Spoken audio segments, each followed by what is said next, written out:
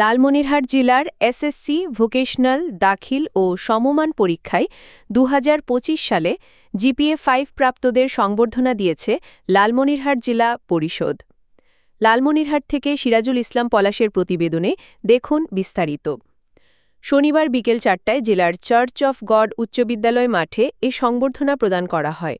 এতে প্রধান অতিথি হিসাবে উপস্থিত থেকে ক্রেস্ট প্রদান করেন রংপুর বিভাগীয় কমিশনার মোহাম্মদ শহীদুল ইসলাম এনডিসি। জেলার কালীগঞ্জ উপজেলা নির্বাহী অফিসার জাকিয়া সুলতানা সঞ্চালনায় সংবর্ধনা অনুষ্ঠানটি লালমনিরহাট জেলা প্রশাসক এইচ.এম. রকিব হায়দারের সভাপতিত্বে অনুষ্ঠিত হয়। এ সংবর্ধনা অনুষ্ঠানে স্বাগত বক্তব্য রাখেন জেলা পরিষদের প্রধান নির্বাহী ফিরোজ হোসেন।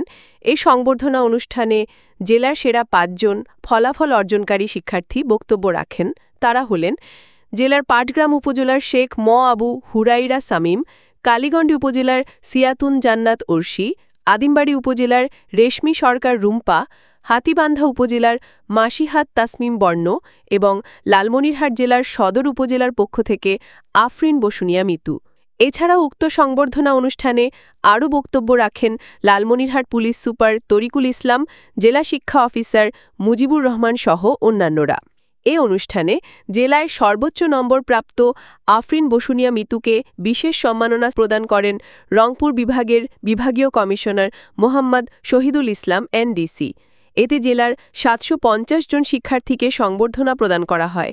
এই সংবর্ধনা অনুষ্ঠানে জেলা প্রশাসনের কর্মকর্তা কর্মচারী ও অভিভাবকগণ উপস্থিত ছিলেন।